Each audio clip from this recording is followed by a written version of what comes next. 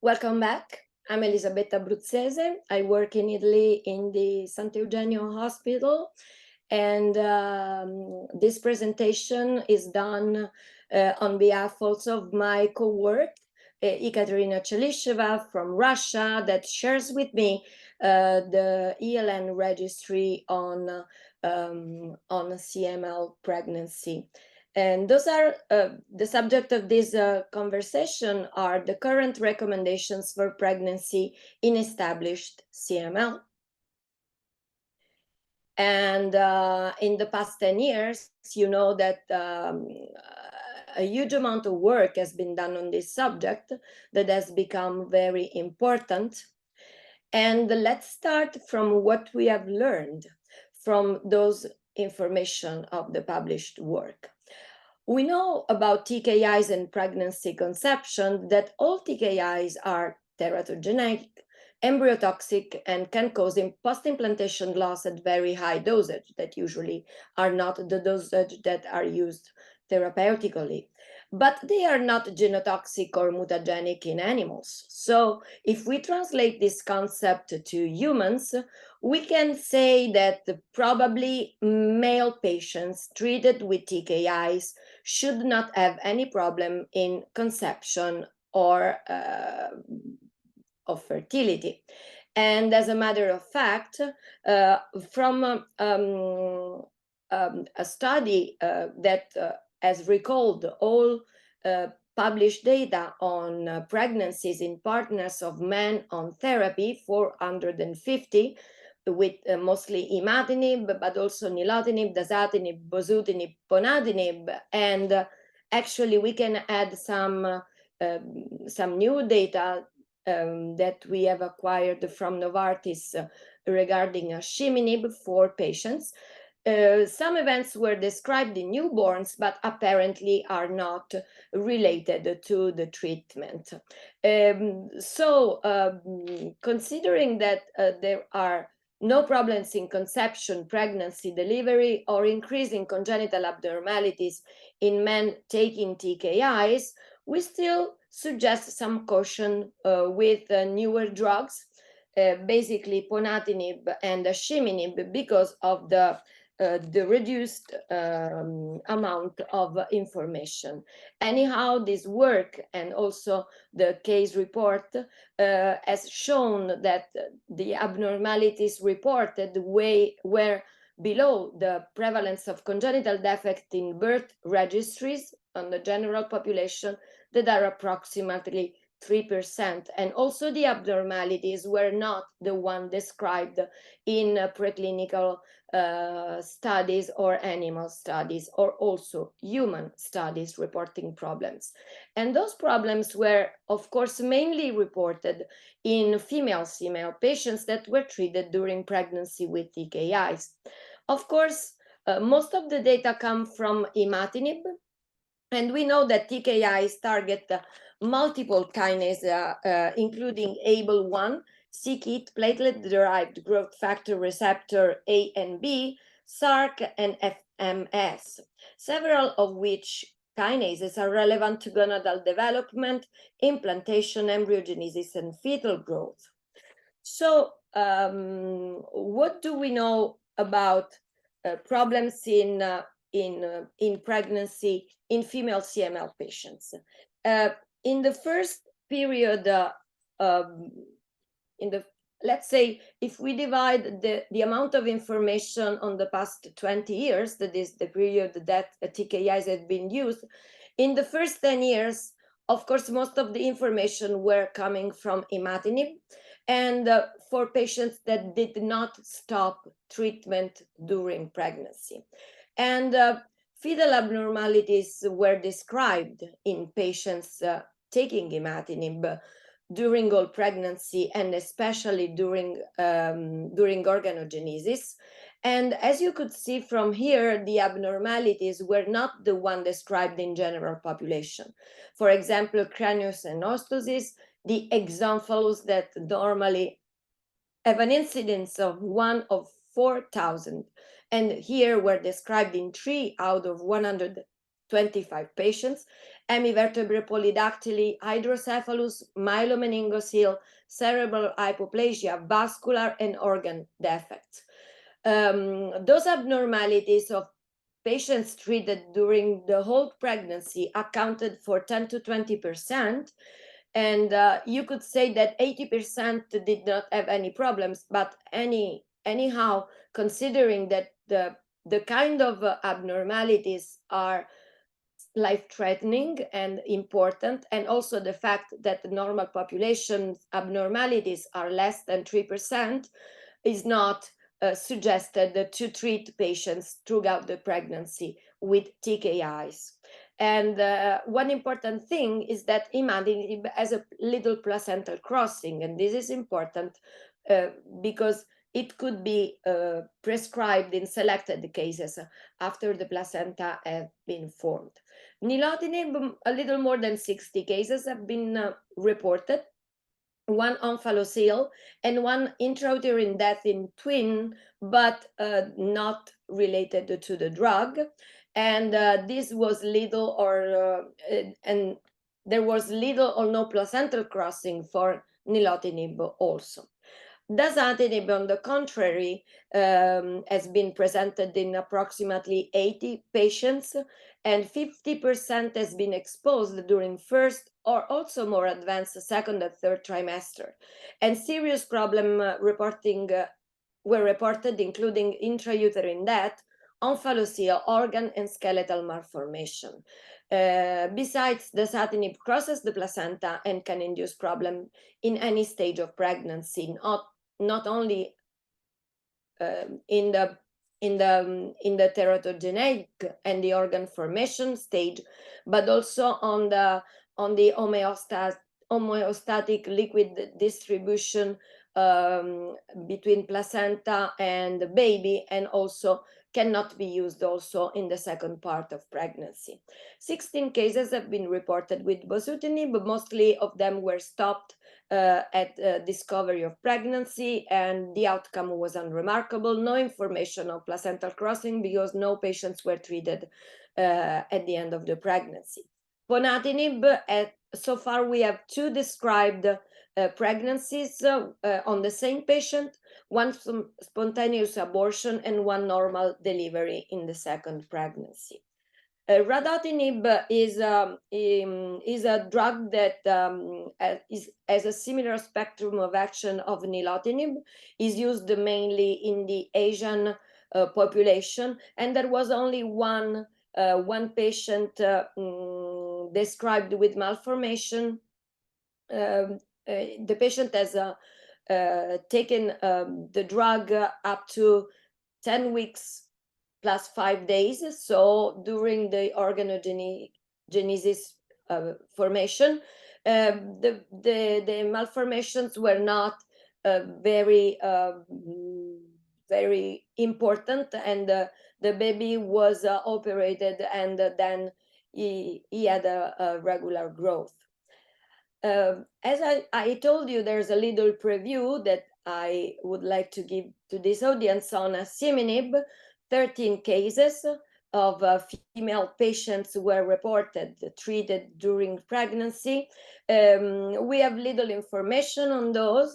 2 pregnancies were at term, 3 ongoing, 3 elective termination, 3 spontaneous abortion, and 3 therapeutic abortion, with 1 reported Turner syndrome, but probably not related to the drug. So we already have seen this slide, because those were the questions that we try to answer in order to give recommendations. And after having analyzed the amount of databases, the personal experience, and also study embryology, pharmacology, and so on, we can say that the first thing is that TKI should be stopped at first pregnancy test, between the 4th and the 5th week of gestation. Why? Because, as you know, the first 4 weeks of gestation are not done in the uterus. The first two are the ovulation, and the second two are the conception and the formation of blastocyst that needs to migrate to the uterus, where it implants between the fourth and the fifth week of gestation. And only after the fifth and the sixth week of gestation, organogenesis takes place, and the embryo starts to have contact with maternal blood. So the first period is not susceptible to teratogenesis. Why is important not to stop before pregnancy test the TKI? Because you know that not all the pregnancies are planned, and particularly not all pregnancies and the TFR can succeed, and relapse of molecular loss of molecular remission or loss of cytogenetic remission, and also hematologic remission, occur usually among the first 3 months of interruption. So if you stop trying to conceive and you don't conceive as soon as you stop, you may lose those 3 months that are important. You don't take any drug. The TKI stop at first pregnancy test has been supported by the international registries, because ELN reported 182 patients who conceived on TKI and continued the pregnancy with no problem. Similar with GMEMA, we have 56 patients that stopped between the third and the sixth week of gestation. And also the 16 bosutinib cases described in literature stopped TKI most at the fifth weeks and did not have any problem.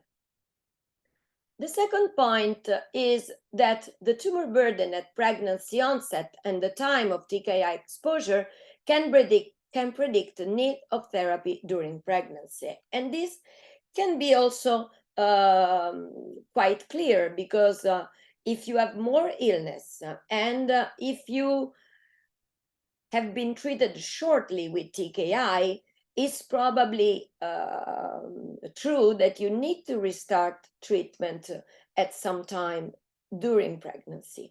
While if you have a longer deep molecular response and a longer exposure to TKI, both first or second generation, is more probable that you can at least skip the first 3 months of pregnancy from the need of being treated. I remember that imatinib teratogeneity was mostly found during organogenesis. 51 patients that were treated beyond the second trimester were reported as uneventful, and ELN specifically reports on 33 patients. There's little placental transfer of imatinib, and this can help in deciding treating patients after the 16th week of gestation. Nilotinib occasionally crosses the placenta for 1/3. ELN has 7 patients treated after the 21st week, most of them with reduced dosage, while dasatinib passes through placenta and should not be used at any time other than the case described. ELN has reported 1 case of intrauterine death at 27 weeks, and interferon is, on the contrary, safe throughout pregnancy and can be used to maintain remission when transcript level starts to rise. The limits of interferon is that it has a longer time of action, but the positive things is that it can act through 3 mechanisms of action. The first is the control of proliferation of cells through protein level, not through a cytotoxic mechanism of action. Thus, the baby is protected about that. Second, that the molecule is a larger molecule and doesn't pass the placenta. And the third is that the CML is controlled through the immune system and through the micro and environmental in the bone marrow. So this is not only kind of safe, but also helpful in kind of instructing the immune system in controlling the illness. The third point is monitoring. Of course, the monitoring is very important and should follow TFR indication, but we realize that not always you have the possibility to receive back information on PCR in a shorter time, and a short time is important during pregnancy. The possibility to have information back should not be more than 15 days.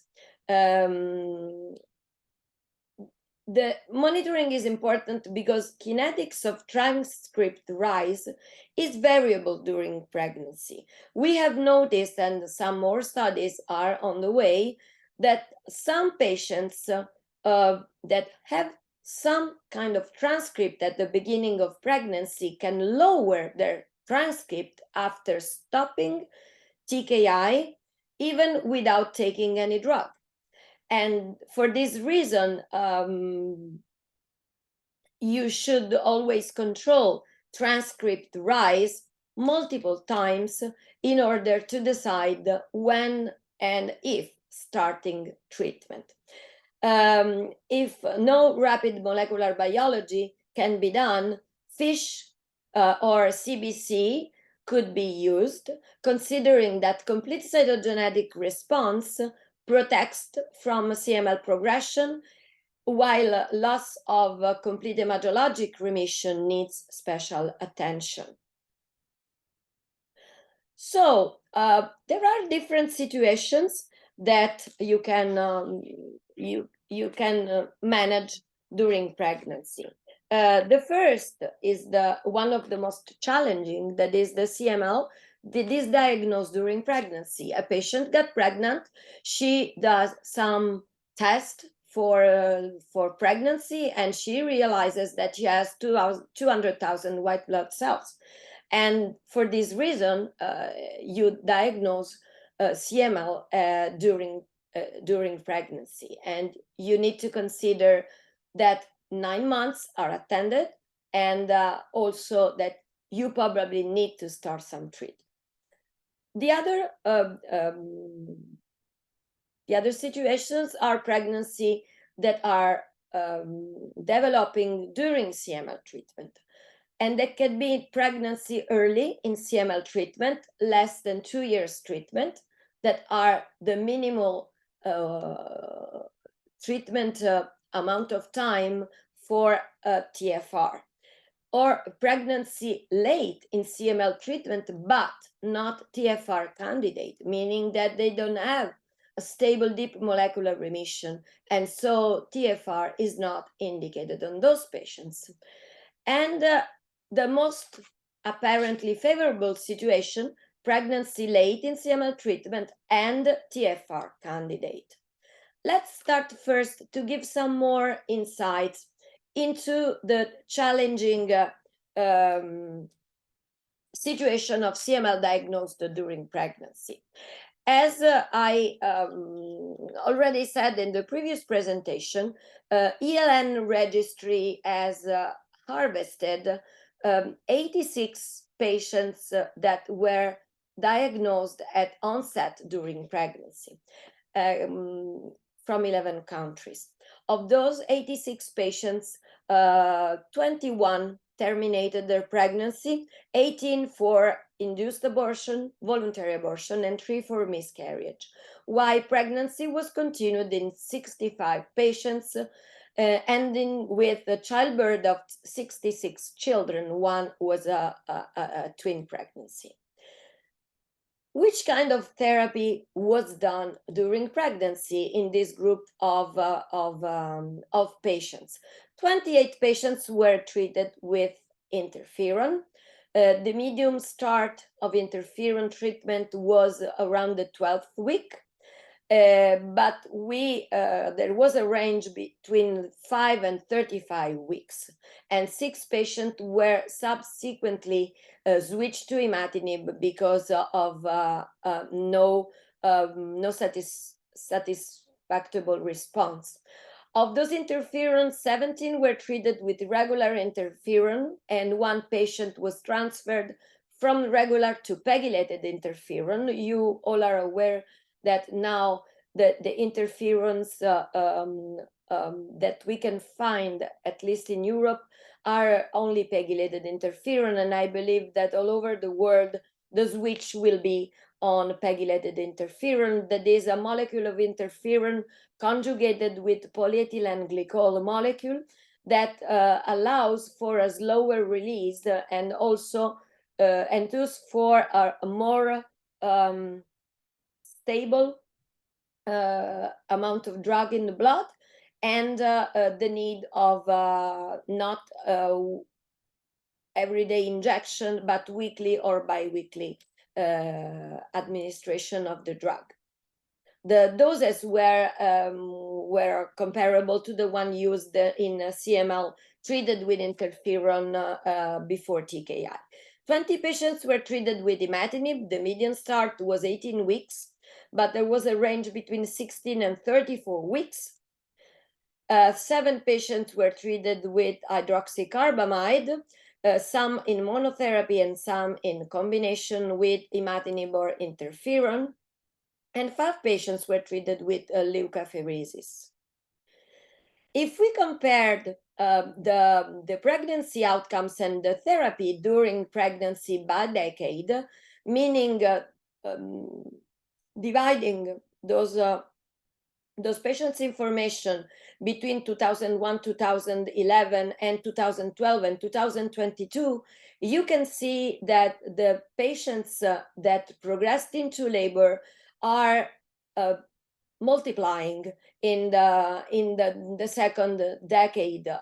This acknowledges the importance of communicating information to the scientific community and support hematologists and OBGYN in managing those situations that can be managed and do not necessarily need the interruption of pregnancy.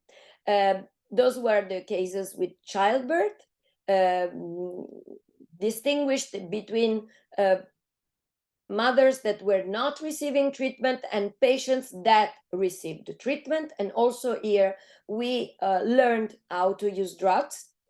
And those were the cases treated during pregnancy. As you could see, hydroxycarbamide has been used less and less.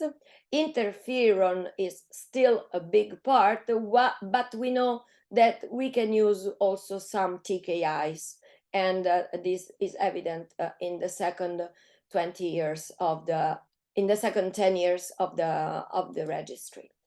As you could see, approximately 35 percent of patients were not treated during with antileukemic drugs during pregnancy.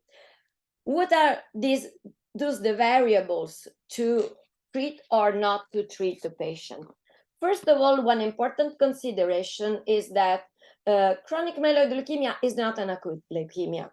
Thus, usually, if untreated or treated only with symptomatic drugs, the illness has 50% of patients evolving within 5 years.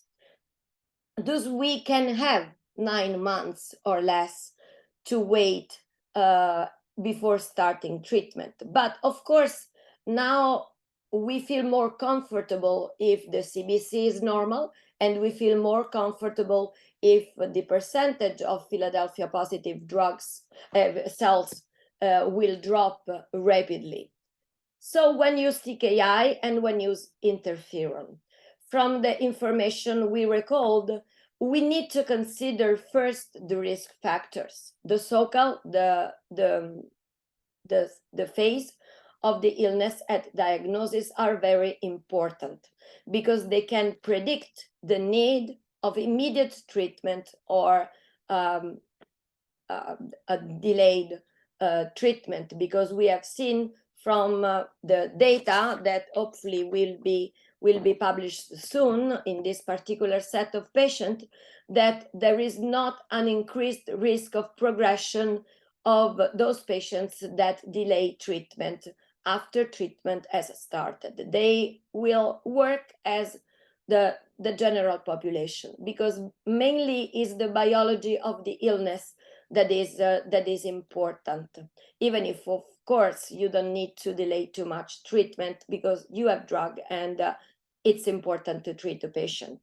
Second, of course you need probably a complete hematologic remission for the mother to go and proceed with pregnancy and delivery, because white blood cells above 100,000 and platelets above 1 million can jeopardy the mother and the baby of thrombosis and hemorrhagic complications.